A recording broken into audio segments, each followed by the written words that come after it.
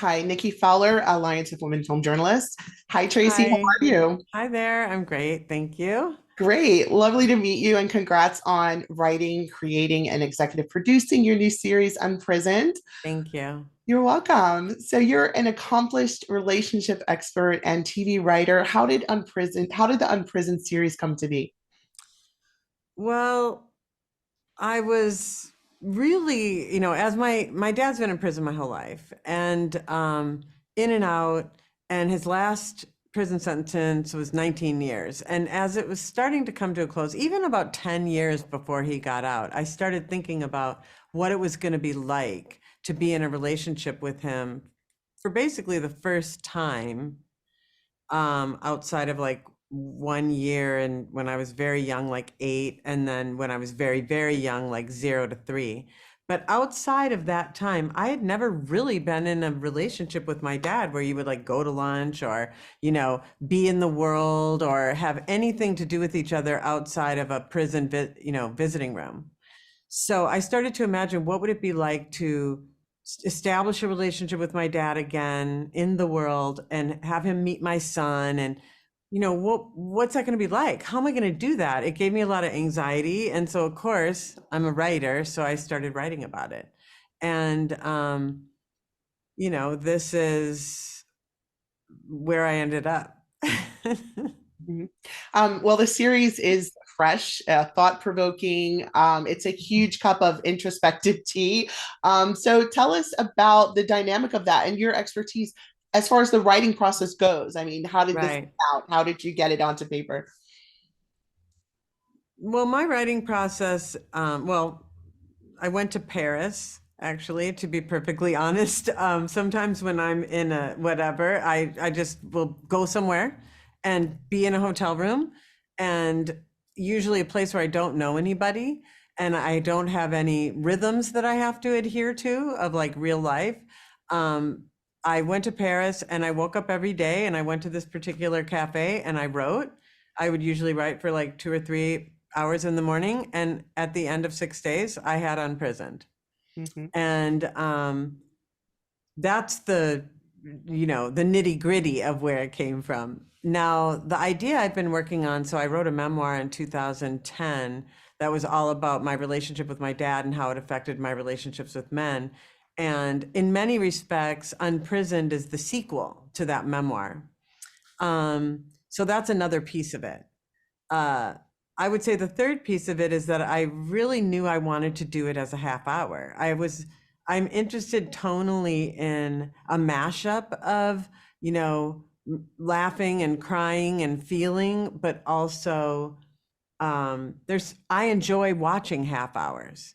I, as a television writer, I've written mostly hour long. I wrote on United States of Terror, which was a half hour, and I've written some, like I've developed a couple half hours, but by and large, I've written hour long. And I just knew that the way a story unfolds in hour long doesn't allow for a certain kind of um, energy to be there that I wanted to be there.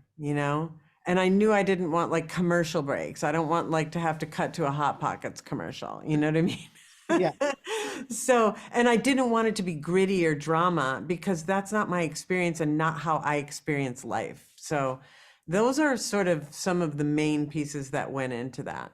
Yeah. Well, there's a lightness to it, even though you're dealing with such complex situations. There's a light, airy, funny feel to it. It's just amazing. So, Kerry Washington, she shines as Paige Alexander in this role. So, can you share a little bit about the real life themes that she's dealing with and why she was the perfect actress for this role?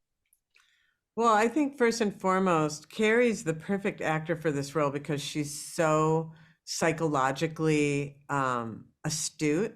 Like she really understands as much psychological and healing like language and truth as I have packed into the show while keeping it light. Like there's a lot of very kind of um, scientific, for lack of a better word, concepts around relationships that are in the show.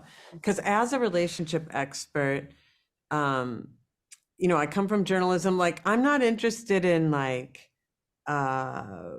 conventional wisdom. I'm interested in the science of being a human being, how we attach, how we unfold certain aspects of our relationship life. And there's a lot of, in the last 10 years, amazing relationship science that is out there.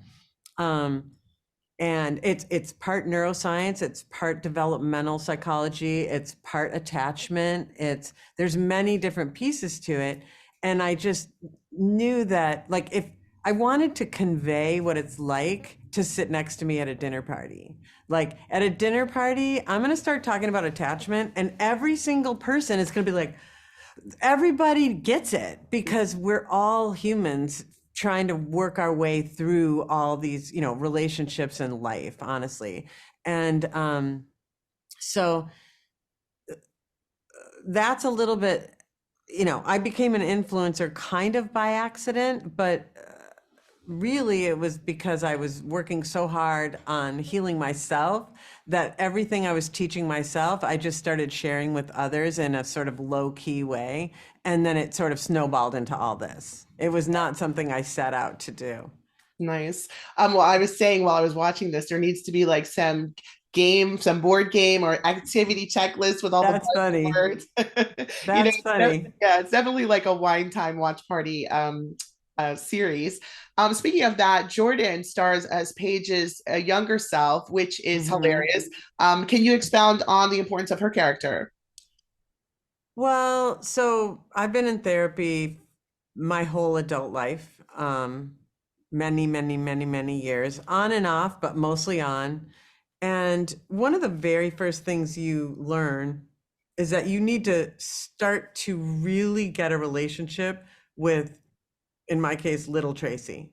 And I learned to see little Tracy as an actual, like, I would like visualize her, like she's with me.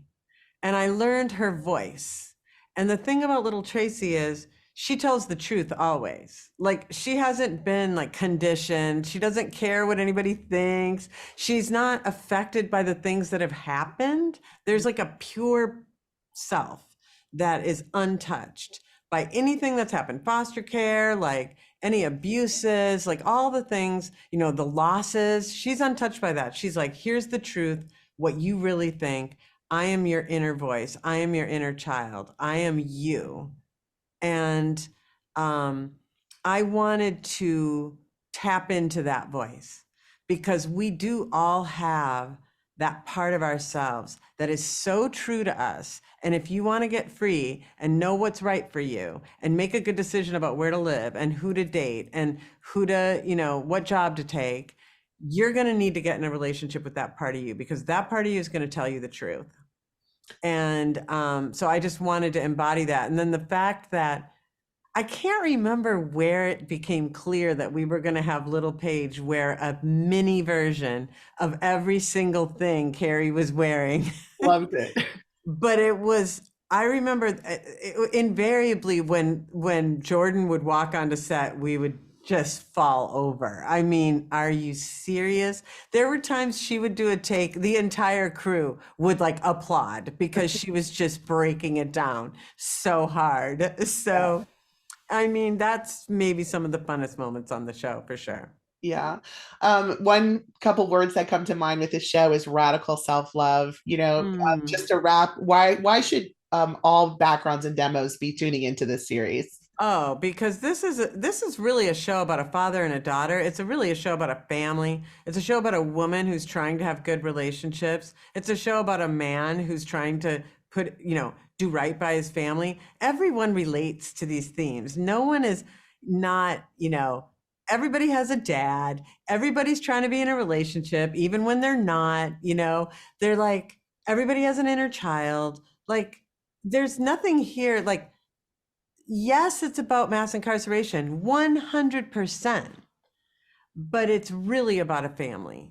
So even if you've never been anywhere near federal prison, you're going to relate to this story. And then if you learn something about what it's like to be justice impacted along the way, and it opens your heart and takes down some of your what you think you know about criminals, quote unquote, or a career criminal, so much the better. Absolutely. Tracy, it was a pleasure. Thank you so much and wishing you the best. Thank you. Thank you. Appreciate it.